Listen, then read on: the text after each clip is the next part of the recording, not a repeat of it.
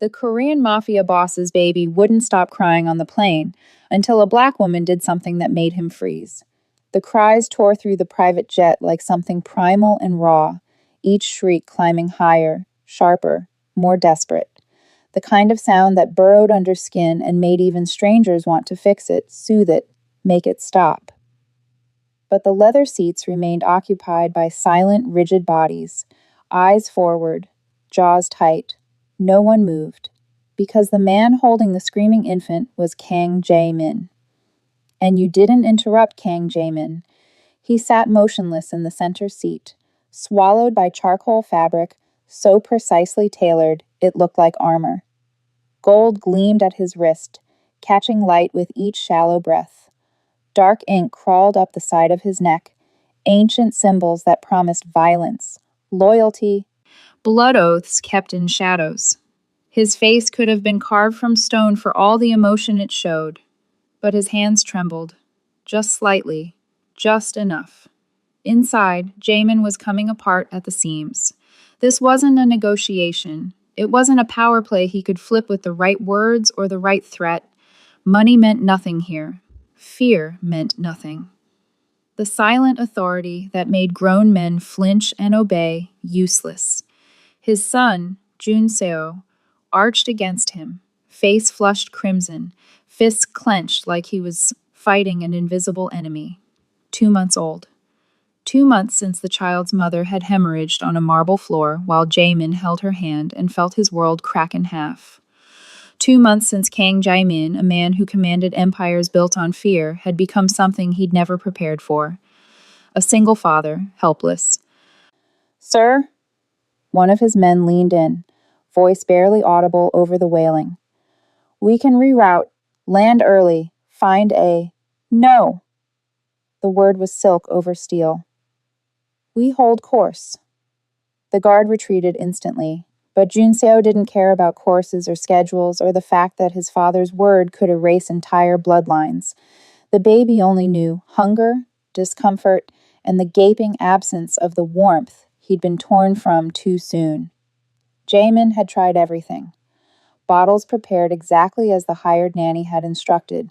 Pacifiers in 3 different shapes, rocking motions that felt foreign and clumsy in arms more accustomed to violence than comfort. Nothing worked. Nothing even came close. 4 rows back, Nia Carter felt her chest constrict before her brain even registered the sound. Her body knew that cry. Her breasts ached in phantom response. Muscle memory from nights spent in a nursery that now sat empty. She pressed her fingers hard into the armrest, fighting the visceral pull, the instinct that wanted to rise and answer a call that was no longer hers to answer. She closed her eyes, breathing through the wave of grief that never quite receded. 9 months. It had been 9 months since she'd held her niece, her sister's baby girl, the child she'd helped raise after the funeral, the infant who'd become hers in every way but blood. 9 months since the tiny heart had simply stopped. SIDS, the doctors said. Sudden infant death syndrome. As if naming it made the nightmare comprehensible. Naya had been flying home from a corporate crisis training in Seoul, trying to rebuild something resembling a life. She was a trauma response consultant, someone companies called. When everything went catastrophically wrong, she specialized in de-escalation, in reading human behavior under extreme stress, and she knew exactly what that sound meant. The crying shifted, growing thinner, more desperate. Not anger, not discomfort. Terror. "Ma'am." A flight attendant paused beside her seat, concern creasing her face. "Are you all right?" Nia looked up, then toward the source of the cries. Her hands were shaking. "That baby," she said quietly. "He's not just fussy. He's—" She stopped herself. "I work in crisis de-escalation. Maybe I can help." The attendant's expression flickered between hope and uncertainty. "The passenger has been very clear about refusing assistance, but if you'd like to try—" Naya unbuckled before she could think better of it.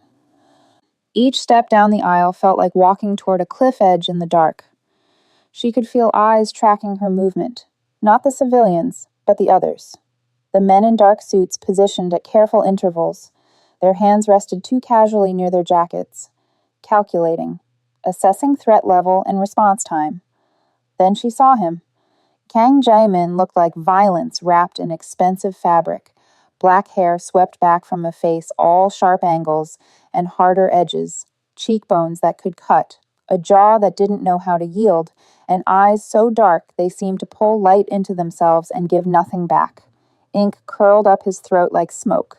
Power radiated from him in waves that made every survival instinct scream at her to turn around, sit down, mind her own business.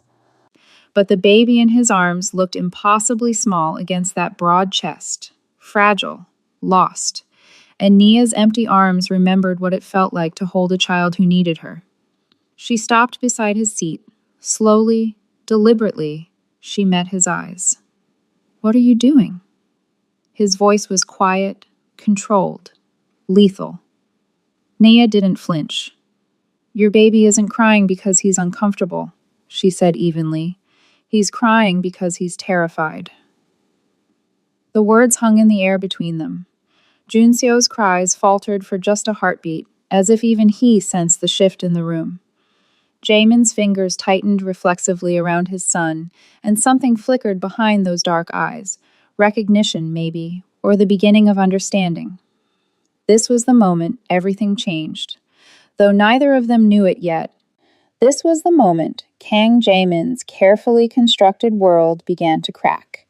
And Nia Carter, who'd spent 9 months running from her grief, was about to walk straight into the eye of a storm that would either destroy them both or forge something neither expected. But to understand what happened next, you'd have to know who they really were, what they'd survived, what they'd lost, and why, despite every logical reason to walk away, neither of them could. You've just seen the moment that changed everything for him, and for her. But this story doesn't stop here. What happens next will test loyalty, fear, and the price of kindness in ways you won't expect. If you want to continue this journey and see how their lives collide after this moment, subscribe now and stay with the story. Nia didn't remember sitting down. One moment she'd been standing beside Kang Jae-min, watching Junseo's breathing, even out against her chest. The next, she was in the seat, the baby's weight warm and real, and Jaemin was staring at her like she'd performed surgery instead of simple co-regulation. "What did you do?" he asked quietly. "I didn't do anything," Nia said. "He did. Babies borrow calm when they can't generate their own. It's neurobiology, not magic." But the way Jaemin looked at her, like she'd solved an equation no one else could see, made her pulse kick uncomfortably. She held Junseo for the rest of the flight, 27 minutes that felt suspended outside time. When the wheels touched down at Incheon, the baby stirred but didn't wake, and Nia felt every eye in the cabin turn toward her. Not curious, calculating. Jaemin took his son back with hands that were steadier now, though something raw still lingered in his expression. "Thank you," he said, and it sounded like a vow. Nia stood, smoothed her blazer. "He'll need consistency, routine, someone calm." "He'll have it." She nodded, turned toward the exit with the other passengers. A suited man blocked her path before she'd taken 3 steps. "Ms. Carter, Mr. Kang requests a moment of your time." It wasn't phrased as a question. The private lounge was all sharp edges and glass. Nia stood by the window overlooking the tarmac, arms crossed, trying to ignore the flutter of unease in her chest. When Jaemin entered, he was alone. Junseo had been handed off somewhere safe, she hoped. "You're not in trouble," he said immediately. "Then why does this feel like an interrogation?" His mouth almost curved. Almost. He moved to the bar, poured water into 2 glasses with surgical precision, offered her one. She took it, but didn't drink.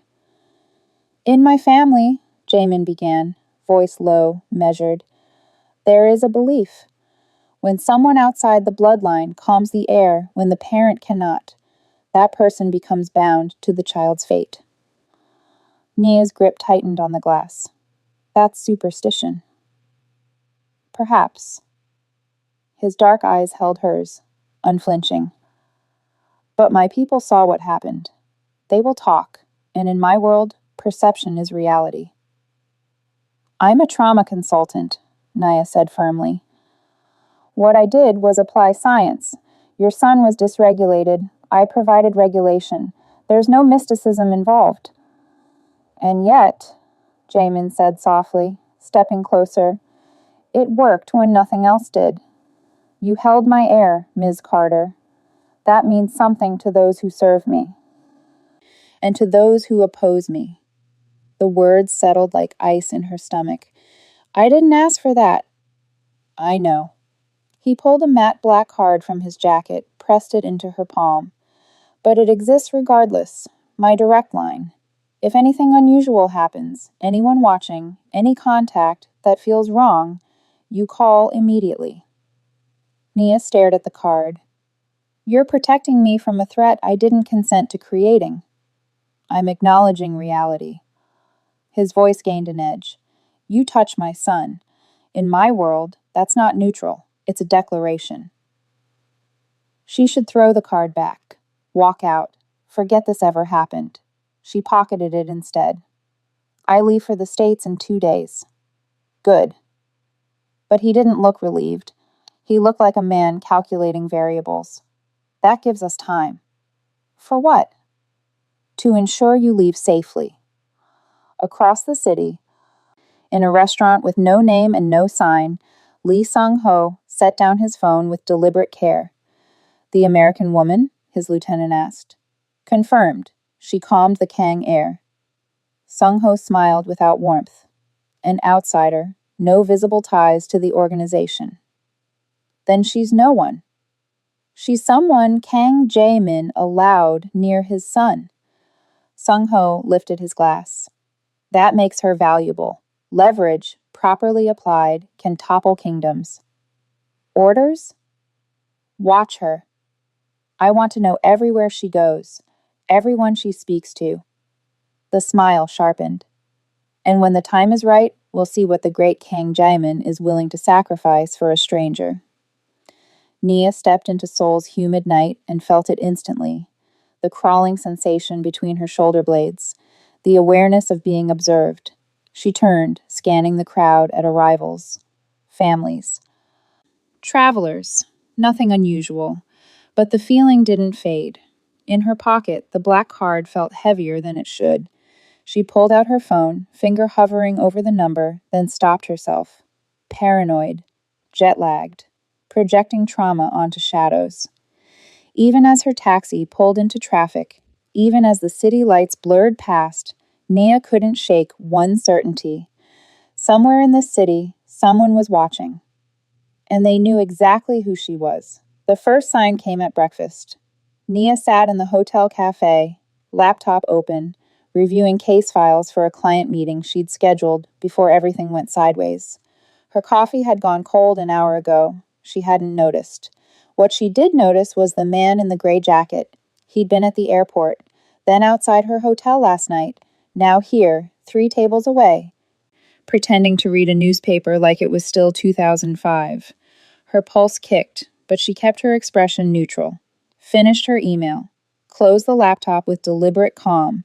When she stood, she made eye contact. He didn't look away. Message received.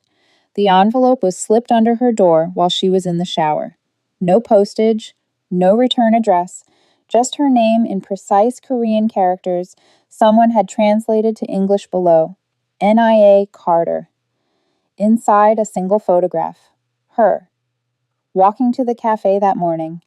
The angle suggested a rooftop, a telephoto lens. Professional. No note. No threat. They didn't need one. Nia's hands were steady as she pulled out the black card. Hesitated.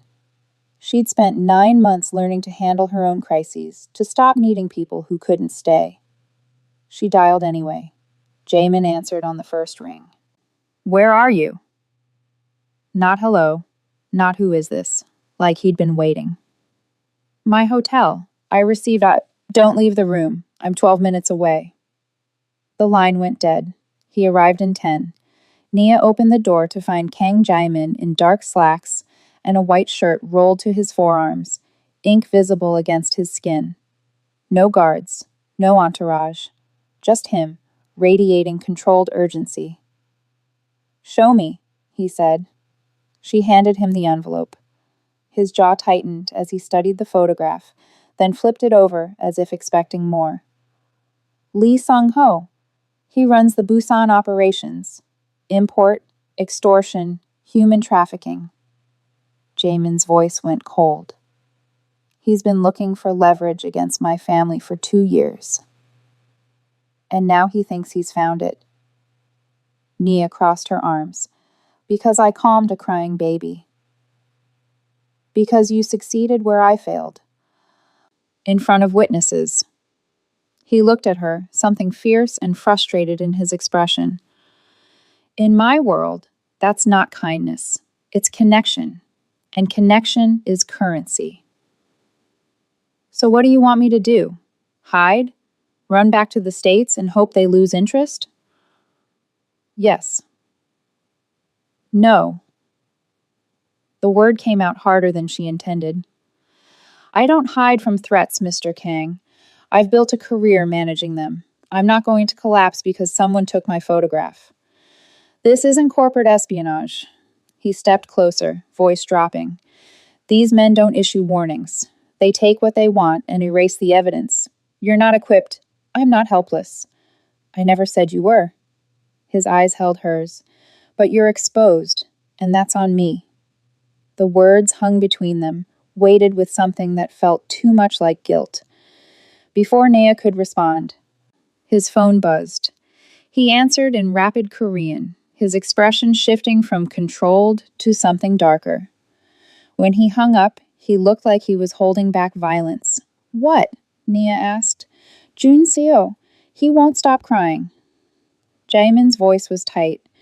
"The nanny tried everything. He's been screaming for 20 minutes. Nia felt her chest constrict. "You need to go."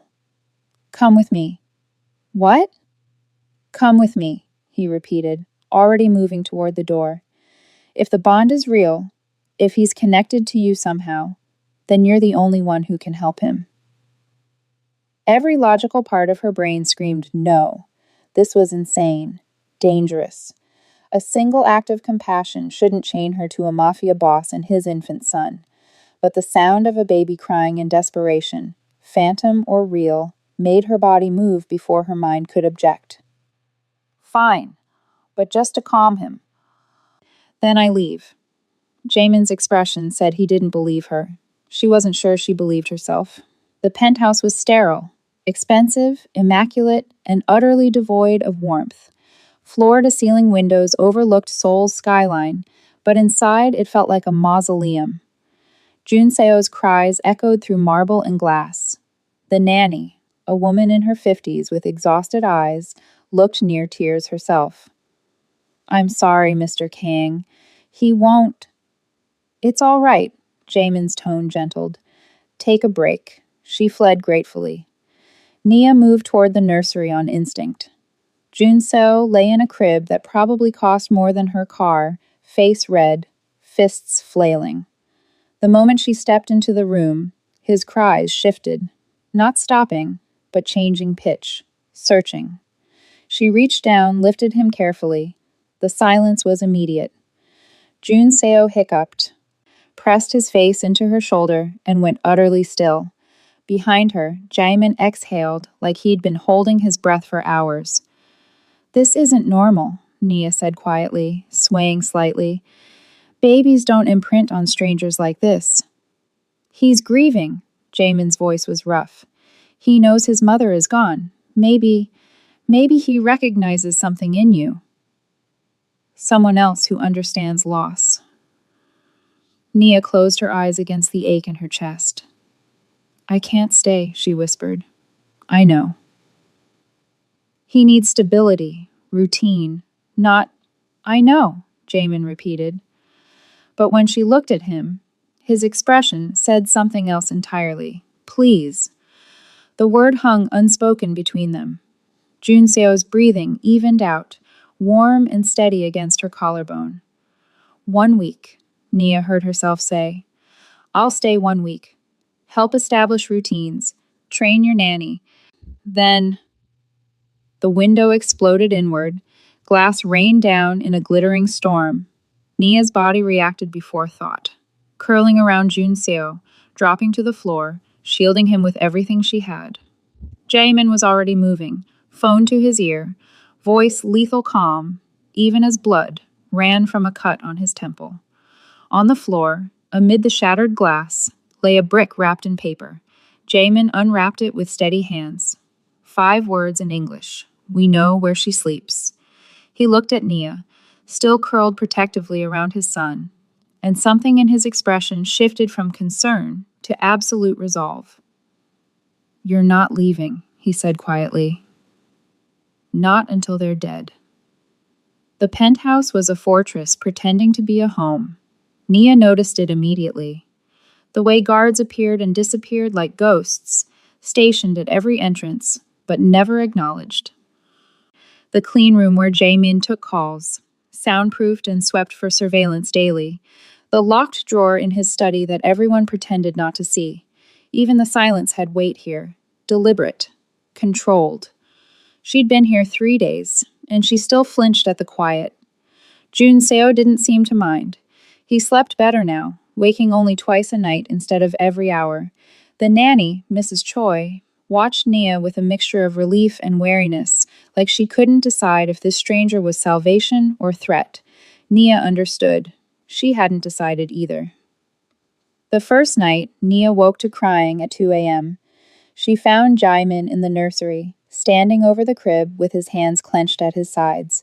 Junseo screamed, face crimson, and Jaemin just stood there, frozen. How long has he been crying? Nia asked from the doorway. Jaemin's shoulders tensed. 15 minutes. His voice was raw. I should be able to do this. You're trying to logic your way through instinct. She moved beside him, lifted Junseo gently. The crying didn't stop immediately, but it shifted, became searching instead of desperate. He doesn't need you to be perfect. He needs you to be present.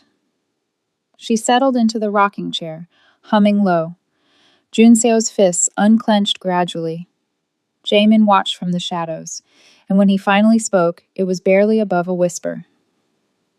She used to sing to him, my wife, before he was born. A pause. I never learned the words. Nia looked up, found his face etched with something beyond grief. Guilt, maybe. Or regret for all the things left unsaid. Babies don't need words, she said softly. Just rhythm. Consistency. The feeling of being held. Junseo's breathing evened out. Jaemin was still standing there when she looked up again. You should sleep, she said. So should you. One of us is better at this.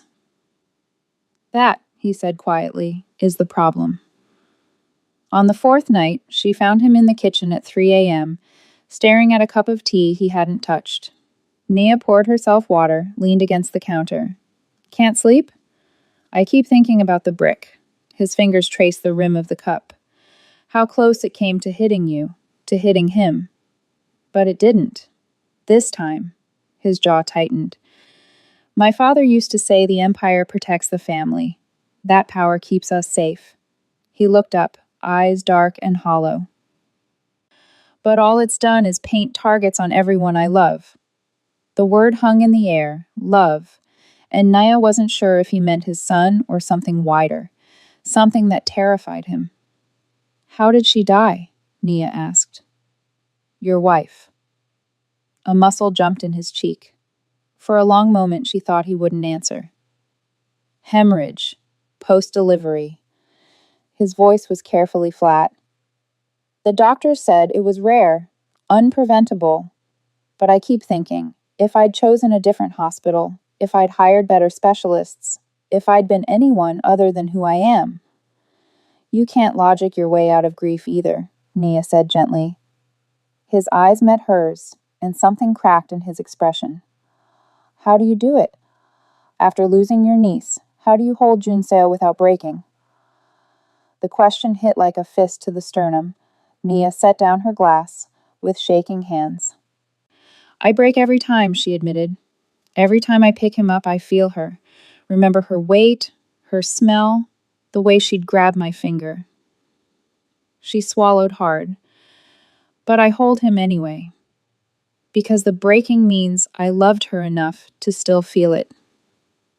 Jamin stood slowly, moved around the counter.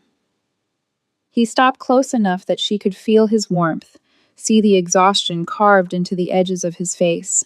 I'm sorry, he said, for bringing you into this, for needing you when I should be able to. Stop. Nia looked up at him. You're allowed to need help. That doesn't make you weak. In my world, it does. Then maybe, she said quietly, your world is wrong. The words settled between them like a challenge, like a truth too dangerous to acknowledge. Jamin reached out slowly, telegraphing the movement, Shamaim, and tucked a loose strand of hair behind her ear. His fingers brushed her cheek, barely contact, but it sent heat through her entire body. You make me want to believe that, he whispered. Then Junseo cried, and the moment shattered. By the end of the week, Nia had established routines, feeding schedules, sleep training.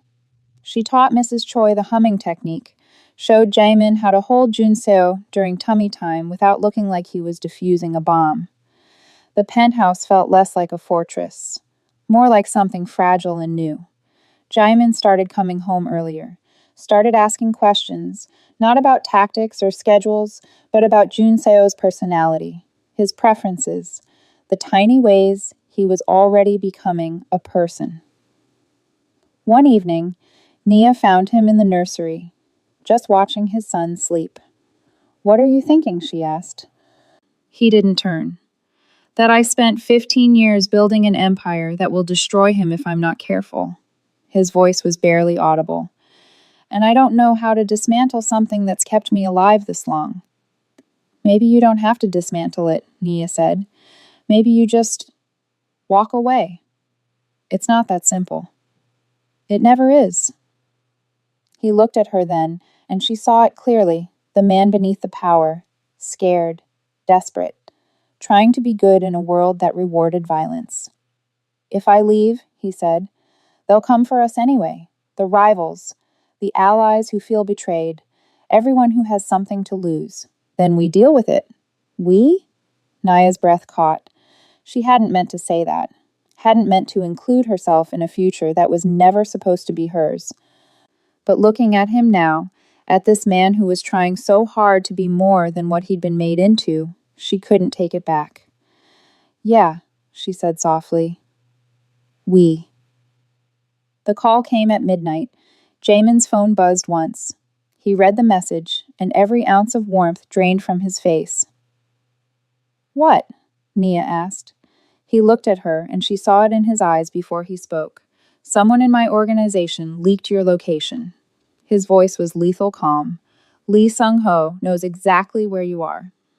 Outside, in the Seoul night, a car engine started. The hunter had found his prey. The first fire started at dawn. Jamin's shipping warehouse in Incheon. 30 million in inventory, gone in 20 minutes. By the time the fire department arrived, there was nothing left but smoke and ash and a message spray painted across the remaining wall in red. Tick-tock. The second hit came 2 hours later. A restaurant in Gangnam, one of his legitimate fronts. No fire this time. Just bullets through the windows during breakfast service. No casualties, but the message was clear. We can reach you anywhere. By noon, 3 more properties had been targeted. Clean, coordinated strikes that screamed professional planning. Naya watched Jamin pace the secure room, phone pressed to his ear, speaking rapid Korean that sounded like violence wrapped in silk. His knuckles were white. A vein pulsed in his temple. When he finally hung up, the silence was suffocating. How bad? She asked. 40 million. 6 locations. His voice was eerily calm. And a phone call. From? Lee Sung-ho. Jaemin's jaw tightened. He wants to negotiate. Nia's stomach dropped. Negotiate what? He looked at her, and she saw the answer before he spoke. You. The ultimatum came at 2 p.m., delivered via encrypted message that Jaemin read aloud in a voice devoid of emotion. The woman who calmed your air. Deliver her to us by midnight, and the attacks stop. Refuse, and we dismantle everything you've built. Your empire, your allies, your son's future. You have 12 hours to choose between power and weakness. Nia's hands went cold. They're bluffing. They're not. Jaemin set down the phone with deliberate care. Sung-ho has been waiting for an opening like this for years. He'll burn everything I own to prove I'm vulnerable. Because of me. Because he's a dead man who doesn't know it yet. The words should have sounded like bravado. Instead, they sounded like a promise. Mrs. Choi appeared in the doorway, Jun Seo in her arms. The baby was fussing, reaching toward Nia with grabbing hands. I'm sorry, Mrs. Choi said quietly. He won't settle. Nia took him automatically, and Jun Seo immediately relaxed against her chest. The room went silent. She looked at Jaemin, saw the way his expression shifted. Pain, frustration, something that looked like grief for a choice not yet made. I need a moment, he said, and left. Nia found him in his office an hour later, staring at a map of Seoul marked with red pins. Burning properties, active threats, weak points in his defense. How many people work for you? She asked from the doorway. He didn't look up. Directly? 300. Indirectly? Thousands. And how many have families? His hand stilled on the map. Most. Then you already know what you have to do. No. The word came out sharp, immediate. Don't even think it. I'm a crisis consultant, Jaemin. I de-escalate situations exactly like this. If giving them what they want stops the violence, it won't stop anything. He turned, and the fury in his eyes made her step back. You think they want you for leverage? They want you to break me, to prove that Kang Jaemin can be controlled through attachment. And when they're done using you as a demonstration, he stopped, jaw working. They'll kill you, he finished quietly. Slowly, publicly, as a warning. Naya's breath caught, but she forced her voice steady. Then what's your alternative? Watch your empire burn? Let innocent people die because I won't sacrifice you. He closed the distance between them in 3 strides. Not for the empire, not for anything. That's not your choice to make. Yes, it is. His hands came up, framing her face with a gentleness that contradicted the violence in his voice. I've made a career out of calculating acceptable losses. I've traded lives for profit, loyalty for power, but you... He stopped, breathing hard. You walked onto a plane and helped my son when you had no reason to. You stayed when anyone sane would have run. You made me remember what it feels like to want something that isn't built on fear. His thumbs brushed her cheekbones. I won't lose you to my own weakness. I won't. Caring about people isn't weakness, Nia whispered. In my world, it's the only weakness that matters. Then maybe, she said, voice breaking, it's time to leave that world behind. For a moment, one suspended, impossible moment, she thought he might kiss her. His gaze dropped to her mouth, his breathing changed. And something raw and desperate flickered across his face. Then his phone buzzed. He stepped back, jaw tight, and answered. Listened. His expression went from controlled to lethal. When? A pause. How many? Another pause. I'm on my way. He hung up, already moving toward the door. Lee's men just hit the safe house where my lieutenants' families are staying. They're sending a message. Anyone close to me is a target. Jaemin, I'm choosing protection over profit, he said, not looking back. For the first time in 15 years, I'm choosing people over power. And it starts with keeping you alive. He called for his guards. No one in or out. She doesn't leave this room. Clear? 3 men nodded. Jamin finally looked at her, and his eyes held something that looked like an apology, or a goodbye. I'll fix this, he said. I promise. Then he was gone. Naya waited 20 minutes. Then she walked to the window, looked down at the city spread below like a glittering trap, and made a decision that would either save them all or destroy everything. She thought about Junseo sleeping peacefully in the next room, about Jaimin's hands on her face, his voice breaking on the word weakness, about all the people caught in the crossfire of a war that started because she'd shown compassion to a crying baby. She pulled out her phone, typed a single message to a number she'd memorized from Jamin's screen. I'll come willingly. Alone. Leave everyone else out of this. She hit send before she could second guess. Then she slipped past the guards, one distracted by a call, the others checking perimeters, and disappeared into the Seoul night. By the time Jamin returned, her room was empty. The only thing she'd left behind was a note on the pillow in careful handwriting. Some sacrifices are worth making. Protect your son. N. The paper crumpled in his fist, and Kang Jaemin, who hadn't screamed since childhood, who'd learned to control every emotion, who'd built an empire on ice-cold calculation, roared. They took Junseo 3 hours after Nia disappeared. Mrs. Choi found the nursery empty, window open, security footage wiped. No struggle, no sound. Just gone. The note came 10 minutes later. We have them both. Warehouse 7, Incheon Port. Come alone, or the baby learns what his father really is. Naya woke to concrete and rust. Her head throbbed where they'd hit her, ambushed 2 blocks from the penthouse, professional and fast. She'd managed to send her location before they'd taken her phone, but had anyone seen it? Junseo's cries brought her fully conscious. He was in a car seat across the room, screaming himself raw.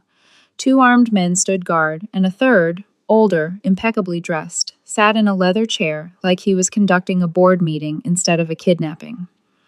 Lee Sung-ho. Ms. Carter.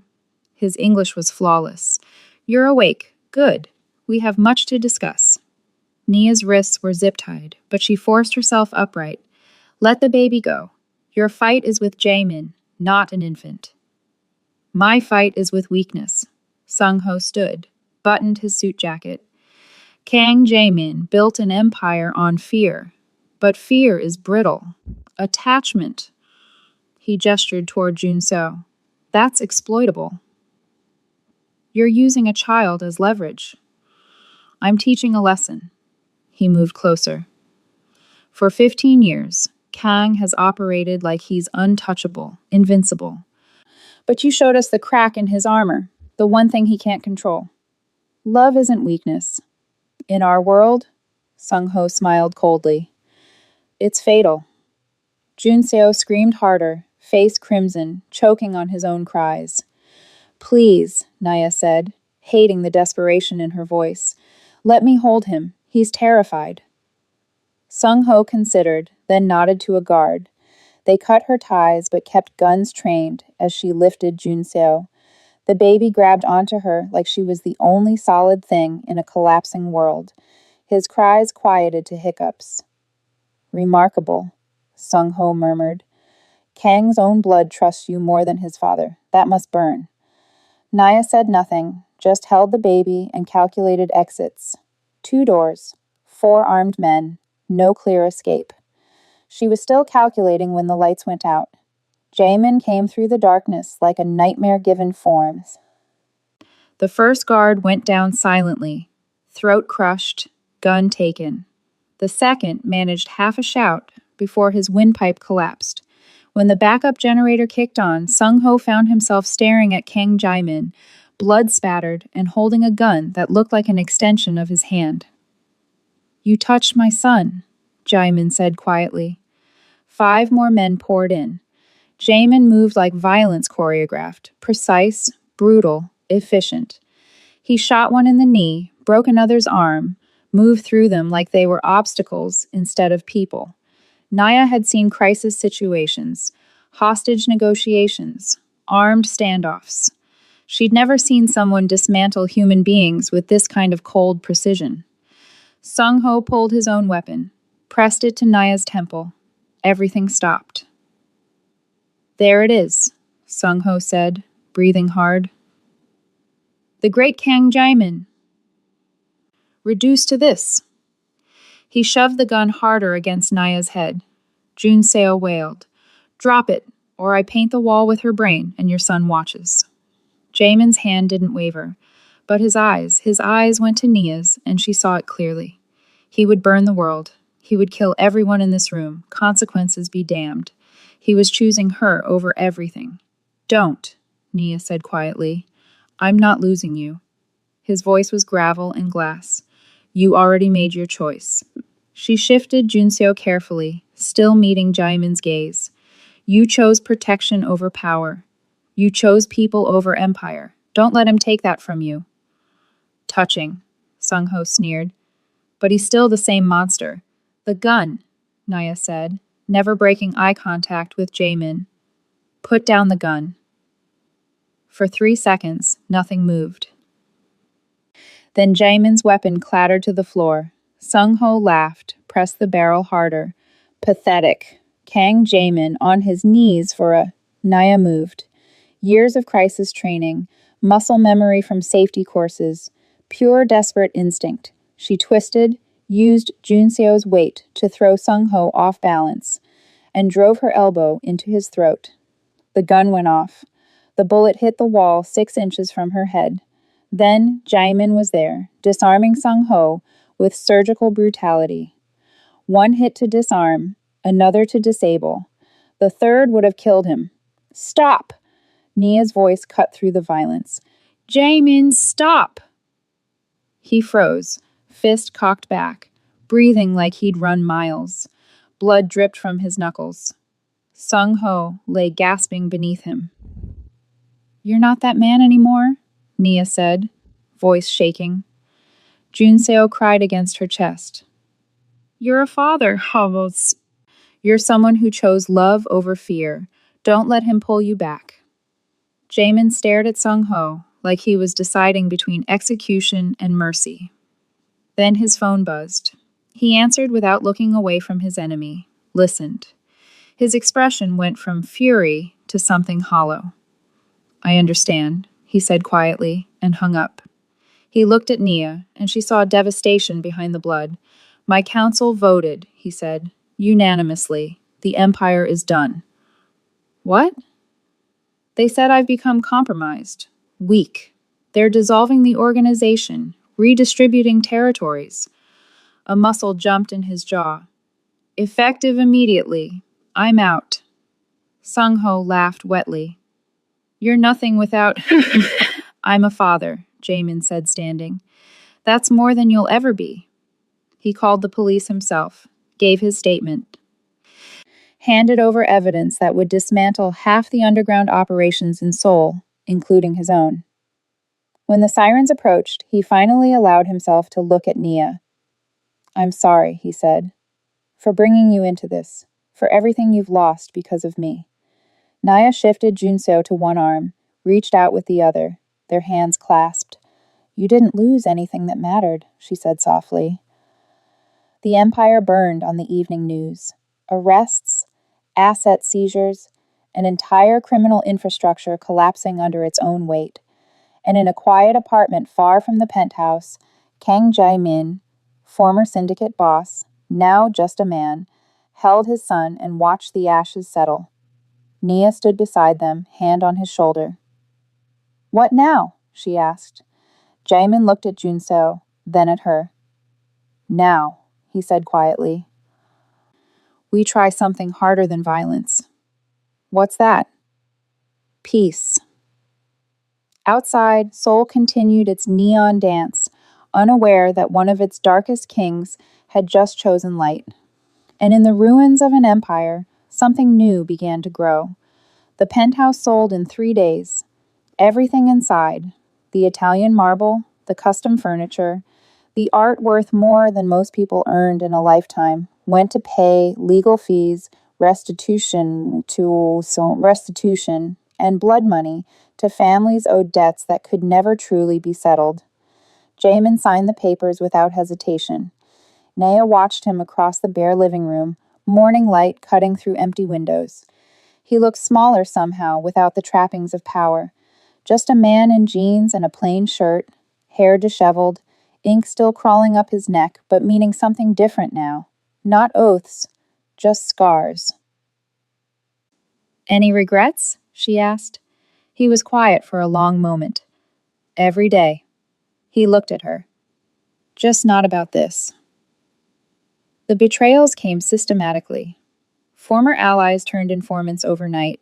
Men who'd sworn blood oaths testified in exchange for immunity. Business partners scrubbed their records clean, erasing decades of association like Jamin had never existed. His name became poison in the circles that once feared it. Nia found him on the balcony of their temporary apartment, modest, anonymous, the kind of place that didn't ask questions. He was staring at the city like it was written in a language he no longer understood. Park Hyun-woo flipped, he said without turning, gave prosecutors everything. Names, dates, operations going back 12 years. "He was your lieutenant. He was my friend." Jamin's jaw tightened. "I stood at his daughter's wedding, held his grandson when he was born."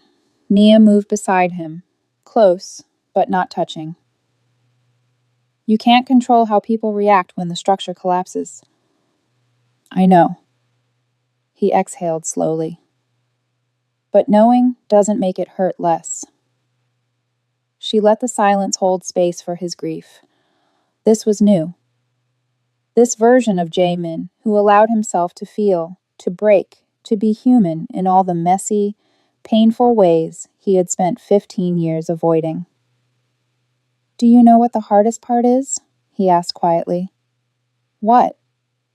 "Not knowing who I am without it." He turned to face her. "I was 10 when my father started training me, 15 when I made my first deal, 23 when I took over. I've been Kang Jae-min, head of the organization, for so long." He stopped, something raw in his expression.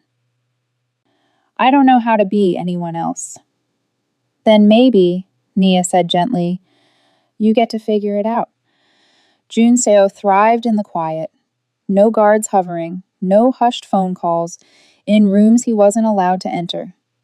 Just routines, breakfast, playtime, naps synchronized with the sun. He started laughing. Real, belly-deep giggles that lit up the small apartment like fireworks.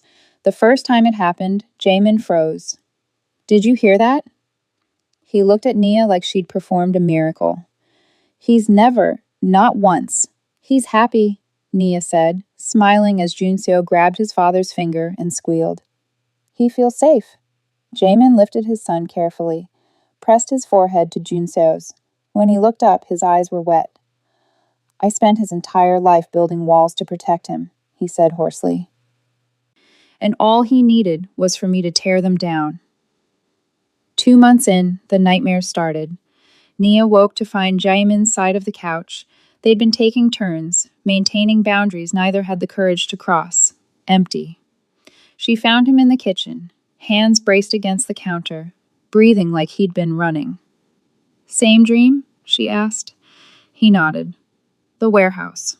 But in the dream, I don't stop. I kill Sung-ho, then everyone else. And you're watching with Junseo, and the look on your face..."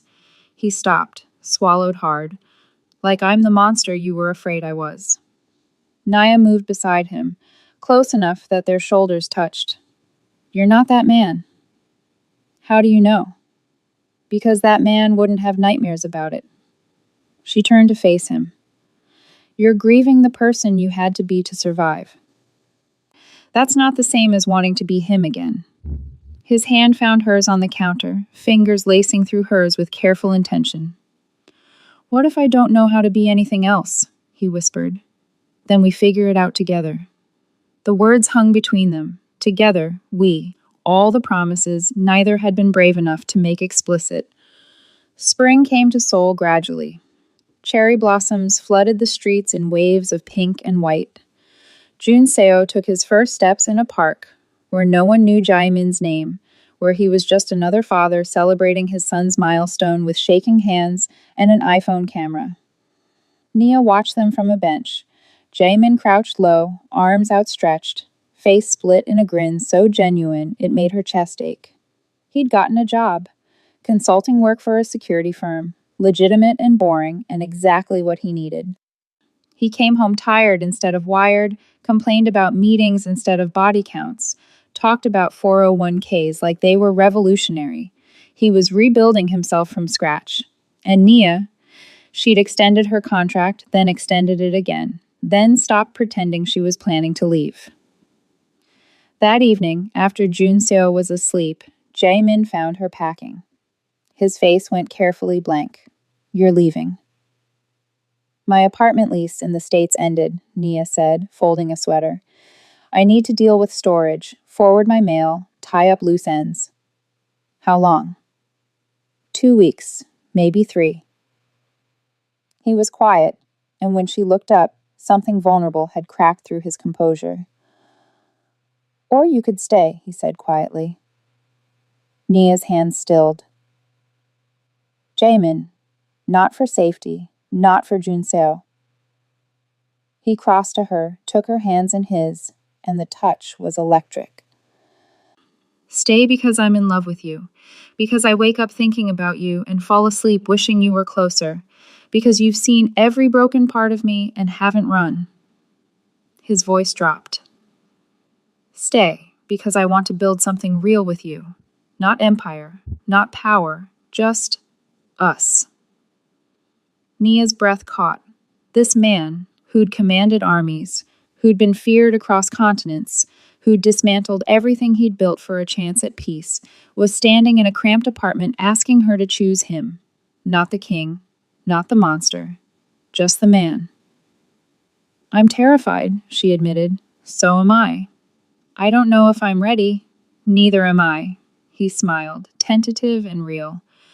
"But I'd like to try, if you'll have me." Nia looked at the suitcase, at the life she'd been preparing to return to, empty, safe, lonely. Then at Jaemin. At Jun Seo sleeping in the next room, at the future they could build from the ashes of everything they'd survived. She unpacked the sweater. "Okay," she whispered. "Let's try." When he kissed her, it tasted like spring and second chances and all the beautiful, terrifying possibilities of starting over. Outside, soul bloomed, and inside, 2 broken people began the harder work of healing. Together. 6 months later, the ocean became their sanctuary. The cottage sat perched on a cliff outside Busan, far enough from Seoul that the past felt like a story they'd once heard rather than lived. White walls, weathered wood, windows that framed the East Sea in shades of blue that changed with the light. Simple. Peaceful. Theirs. Jaemin stood at the kitchen sink washing breakfast dishes, a task so mundane it still felt foreign. His hands, once accustomed to signing death warrants and brokering million-dollar deals, now scrubbed oatmeal from Jun Seo's bowl with concentrated care. "You're doing it wrong," Nia said from the doorway, smiling. He looked up, soap suds clinging to his forearms. "There's a wrong way to wash dishes? You're treating it like defusing a bomb." She moved beside him, hip bumping his. "Relax, it's just breakfast." Just breakfast. Just laundry, just another morning where the biggest decision was whether to take Jun Seo to the beach or the park.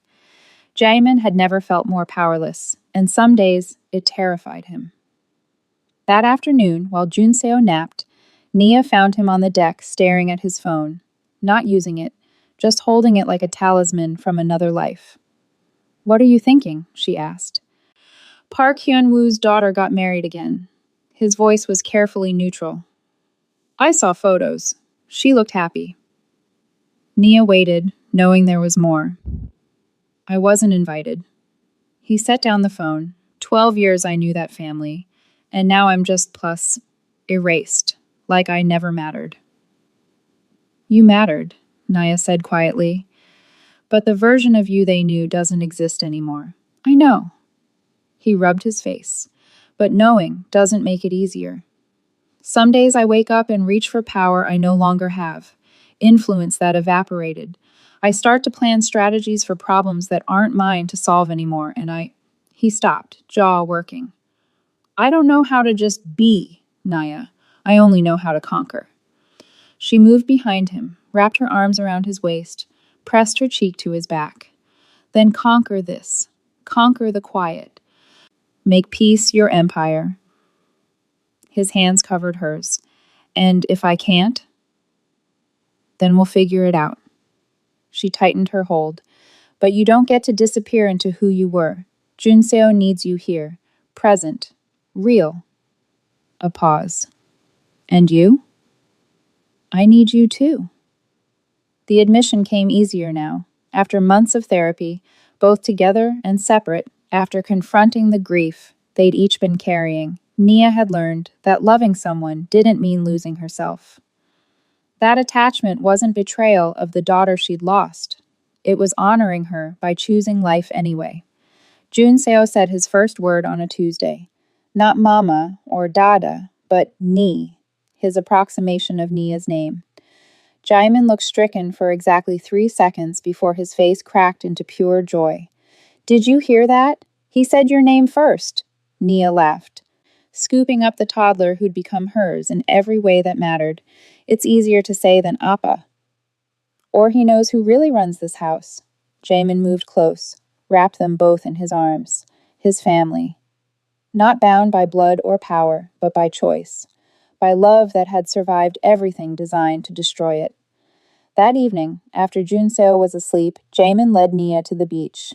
Sunset painted the sky in violent purples and golds, and the sand was still warm beneath their feet. I've been thinking, he said, taking her hands, about what kind of man I want Junseo to remember. And? Not the king, not the strategist. His thumbs traced circles on her wrists. I want him to remember someone who chose love over fear, who walked away from power because family mattered more. Nia's throat tightened. He will. I want that for us too. Jamin dropped to one knee, and Naya's breath caught. He pulled a simple silver band from his pocket. No diamonds, no flash, just solid and real. Not because tradition demands it, not to claim you or bind you, but because I choose you, Nia Carter, every day. Every version of yourself you've shown me. I choose us. Tears blurred her vision. Jamin, you don't have to answer now, he said quickly. I know attachment still scares you. I know you're still healing, but I need you to know I'm not going anywhere. Whether you say yes today or 3 years from now or never, I'm here, building this quiet life, choosing you. Nia pulled him to his feet, framed his face with shaking hands. Yes, she whispered. I choose you too. When he kissed her, the ocean roared approval.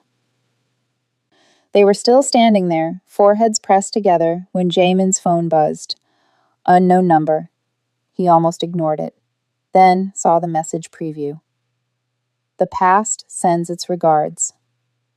His blood went cold. Attached was a photo. Junseo in the cottage window, taken from the cliff road, time-stamped 30 minutes ago. Below it, a single line. Did you really think you could just walk away? Jamin's hands trembled as he showed Nia. She stared at the screen, at their son's innocent face framed in crosshairs, and felt the terror she'd thought they'd escaped come flooding back. Who? She breathed.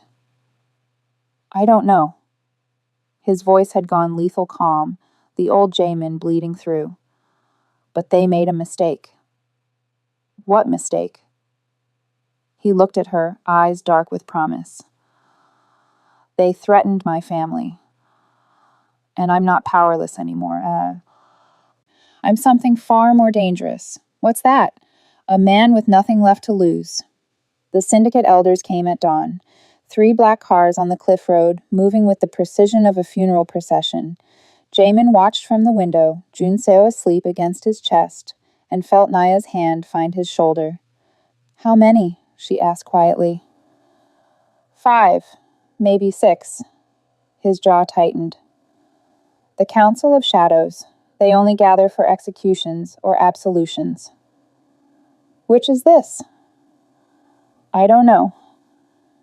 They met on the beach, neutral ground, as tradition demanded. The elders emerged in tailored suits that looked wrong against the sunrise, faces weathered by decades of violence disguised as business. Elder Song spoke first. Kang Jae-min, you walked away from the family, dismantled what your father built. Betrayed blood oaths sworn in darkness. Jamin stood perfectly still, Nia beside him, Junseo in her arms now. I did. You chose a woman over the empire, a child over conquest. Song's eyes were unreadable. In our world, such choices warrant death. Nia's breath caught. Jaemin's hand found hers, squeezed once. But, Song continued, we have watched you these 6 months. Watched you live quietly, raise your son, harm no one. He paused. The woman you chose, she did not seek power. She sought only to calm a crying child, and in doing so, she showed you a path we thought you'd never take. The other elders nodded, a choreographed acknowledgement. The council votes to release you, Song said formally. Your oaths are dissolved, your blood debts paid. You are no longer of the family. He bowed slightly. You are simply a man, eh? Free. The words hung in the salt air like a benediction. And the photo? Jamin's voice was controlled. The threat? A test. Song's expression softened fractionally. To see if you would return to violence. To see if the change was real. He looked at Nia. You came to us instead, asked for peace, not war. That is why we came. Jamin exhaled slowly, the tension bleeding from his shoulders. Thank you. Do not thank us. We did not do this for you. Song's gaze moved to Junseo. We did it for him, so he might grow without the weight you carried. He turned to leave, then paused. Your father would be ashamed of who you've become. Jamin smiled slightly. I know. Good. Song almost smiled back. Shame is how we know we've changed. They married in autumn when the maple leaves turned the coast into flame. No guests. No ceremony. Just a courthouse in Busan where they signed papers that made official what had been true for months. They were family, bound by choice rather than blood or circumstance. Junseo served as witness, toddling between them in a tiny suit, giggling as Jamin lifted him high. You ready for this? Nia asked, adjusting Jamin's tie. He caught her hand, pressed it to his chest, where his heart beat steady and sure. I've dismantled empires. This should be easy. Liar. Terrified, he admitted, grinning. But the good kind. The official pronounced them married. They kissed while Junseo cheered, and Nia thought about the plane, about the crying baby and the dangerous man, and the moment everything changed. Some stories begin with fear. The best ones end with choice. That evening, while Nia prepared dinner, she heard it, Junseo's cry from the nursery. Not distressed, just fussy. The sound that once would have sent her running, chest tight with phantom grief and instinct. She started toward the room, then stopped. Jaemin was already there. She watched from the doorway as he lifted his son with practiced ease, no hesitation, no fear. Junseo's cries shifted immediately, became searching whimpers that quieted as Jaemin hummed, low, off-key, but steady. I've got you, Jaemin murmured, swaying gently. Always. You're safe. You're loved. And you never have to be afraid of who I was, because I'm choosing every day to be someone better for you, for us. Junseo's breathing evened out, little fists unclenching against his father's shoulder. Nia felt tears slip down her cheeks, not from grief this time, but from recognition. The cycle was broken. The man who once couldn't calm his own son now held him like he'd been born, knowing how. Jamin looked up, caught her watching. "You okay?" She crossed to them, wrapped her arms around both her boys. "Yeah, we're okay." Later, after Junseo was asleep and they lay tangled together in the dark, Jaemin whispered, "Do you ever regret it, walking toward me on that plane?" Nia was quiet for a moment, thinking about everything they'd survived. The violence, the grief, the slow, painful work of becoming people worthy of the peace they'd chosen. "No," she said finally. "Some power is taken, some is earned." She pressed her lips to his jaw. "And some is given freely, by someone brave enough to answer a crying child." Outside, the ocean whispered its eternal rhythm. And inside, 3 people who'd been broken by different violence slept soundly, held together by something stronger than fear: love, choice, the quiet courage of starting over. If this story stayed with you, if it made you feel something, don't let it fade here. Subscribe to the channel for more stories like this, where a single moment can change a life and love is found in the most unexpected places. Stay with us. There's more waiting.